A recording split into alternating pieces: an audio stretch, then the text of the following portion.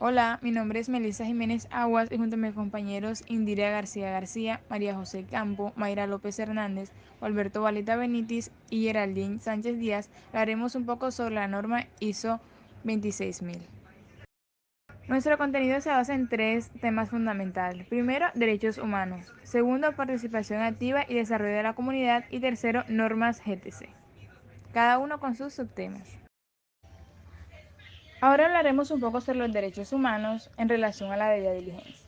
¿Pero qué es la debida diligencia? Bueno, la debida diligencia en lo que respecta a los derechos humanos no es nada más y menos que una manera en la que las empresas pueden gestionar, claro, de forma proactiva, los riesgos reales, potenciales en los que los derechos humanos de las personas pueden verse involucrados. ¿Qué significa esto? Bueno, esto significa que las organizaciones tienen la responsabilidad de ejercer la debida diligencia con tres fines. Primero, identificar, segundo, prevenir y tercero, y muy importante también, abordar los impactos reales y, como mencioné anteriormente, potenciales sobre los derechos humanos. Bueno, la diligencia tiene un aspecto bastante interesante y es que también podría alertar a una organización acerca de la responsabilidad que puede tener esta en influir en el comportamiento de otros. Ejemplo, en un caso en el que otros pudieran ser la causa de violaciones de derechos humanos en la que la organización podría verse implicada. La ley de diligencia tiene unos elementos importantes, son cinco para especificar. Estos son los siguientes. Primero que todo, debe tener una política de derechos humanos para la organización, que ofrezca una orientación significativa a quienes están dentro de la organización, y también es importante que, aunque no estén dentro de la organización, pueden haber personas que estén estrechamente relacionadas a estos. Esta ley de diligencia tiene que contar con los medios para poder integrar una política de derechos humanos en toda la entidad, en toda la organización. También debe contar con los medios para evaluar la manera en la que las actividades existentes y las posibles actividades propuestas podrían afectar a los derechos humanos. De igual forma, debe poder registrar el desempeño a lo largo del tiempo. ¿Con qué fin? Esto se hace para poder hacer los ajustes necesarios cuando existan prioridades y enfoques diferentes. Y como último y quinto están las acciones para tratar los impactos negativos de las decisiones y actividades. Asunto 2. Situaciones de riesgo para los derechos humanos.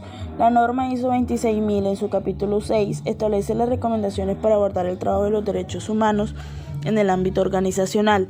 La ISO 26000, emitida en 2010, señala que las empresas deben evaluar la posibilidad de proporcionar educación en derechos humanos para promover la toma de conciencia sobre los mismos entre las titulares de los derechos y aquellas con el potencial de impactar sobre ellos. En lo concreto, esta le otorga a la empresa la capacidad de influir en el comportamiento de otros. Si se detecta una violación a los derechos humanos en las condiciones laborales, en la comunidad, en las operaciones o en el medio ambiente. Al mismo tiempo, las organizaciones pueden encontrarse ante dilemas y desafíos vinculados a estos temas, que los pueden llevar a evaluar diversas situaciones de riesgo que existen en el campo de los derechos humanos y la empresa. Saber como son los conflictos o extremas inestabilidades políticas, fallos del sistema democrático o judicial, ausencia de derechos políticos o civiles, pobreza, sequía, problemas de salud extremos o desastres naturales, participación en actividades extractivas u otras actividades que podían afectar de manera significativa recursos naturales tales como el agua, los bosques o la atmósfera o perjudicar las comunidades, proximidad de las operaciones a comunidades de pueblos indígenas, actividades que pueden afectar o involucrar niños, una cultura de corrupción, cadenas de valor complejas que impliquen un trabajo desempeñado sobre una base informal que no cuente con protección legal, las necesidades de medidas de gran alcance para garantizar la seguridad de las instalaciones u otros activos. Estas recomendaciones, estipuladas por la norma ISO 26000, forman parte del abanico de opciones a evaluar a la hora de plantear el reto de gestionar los derechos humanos en la empresa. Aunque los límites de la complicidad son imprecisos y evolucionan constantemente, se pueden describir tres formas. La complicidad directa, beneficiosa y tácita. La complicidad directa sucede cuando una organización a sabiendas ayuda a violar los derechos humanos. La beneficiosa implica que una organización o sus filiales se benefician directamente de los abusos de los derechos humanos perpetrados por otros. Por ejemplo, una organización que tolera las acciones de la fuerza de seguridad para suprimir una protesta pacífica contra sus decisiones y actividades, o el uso de medidas represivas para proteger sus instalaciones o una organización que se beneficia económicamente del abuso de los derechos fundamentales en el trabajo por parte de sus proveedores.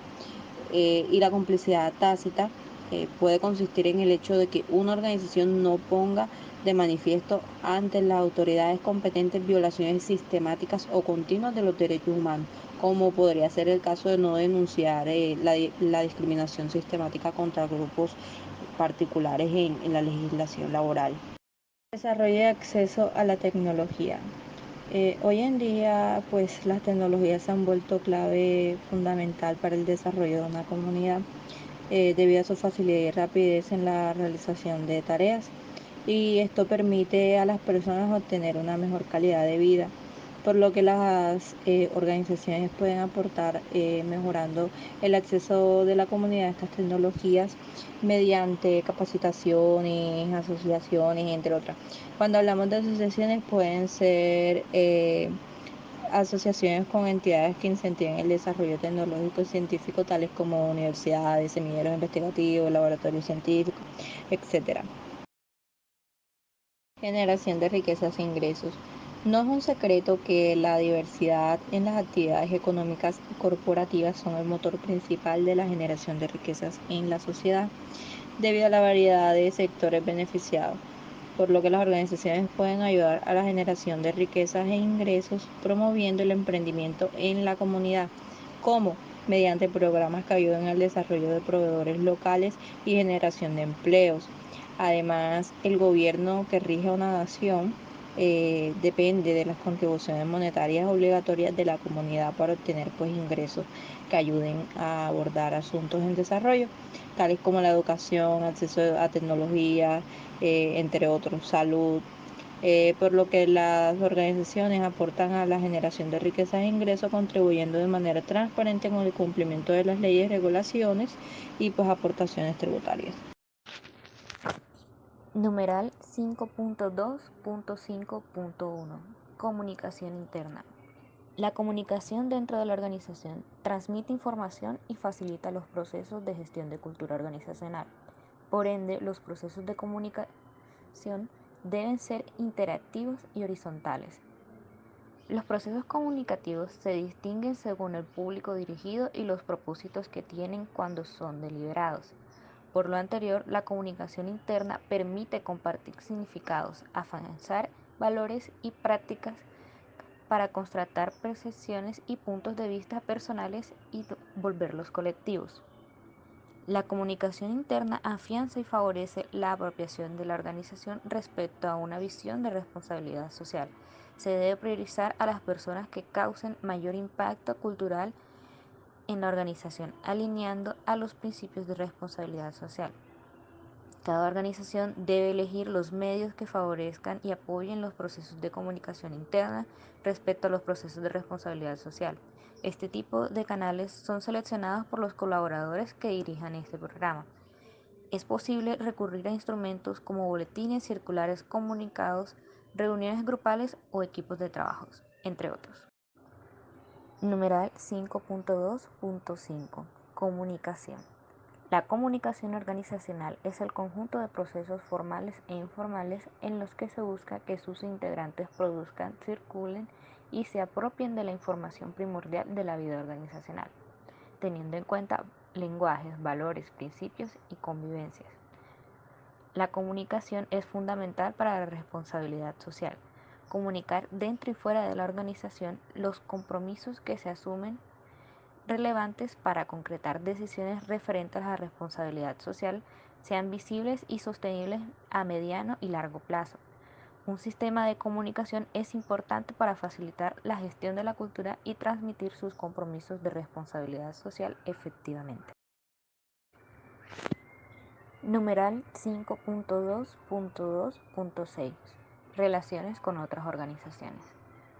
Todas las relaciones entre las organizaciones deben alinearse a la responsabilidad social, es decir, mejorar el entorno en donde se desarrolla la organización, fomentar la competencia justa, la confianza y asegurar las relaciones comerciales justas, para así generar capital social a través de la institucionalidad y el tejido social. Las organizaciones deben fomentar relaciones cooperativas basadas en la confianza en todas sus relaciones con otras organizaciones. Esto supone que, primero, deben manejar las relaciones con otras organizaciones a partir de estrategias organizacionales y sus principios de responsabilidad social. Segundo, deben fomentar la responsabilidad social en relaciones comerciales o de cooperación. Tercero, promover alianzas y sinergias que permitan encarar los retos de la sociedad en una relación ganar-ganar. Norma GTC 180, numeral 5.2.2.5. Estado.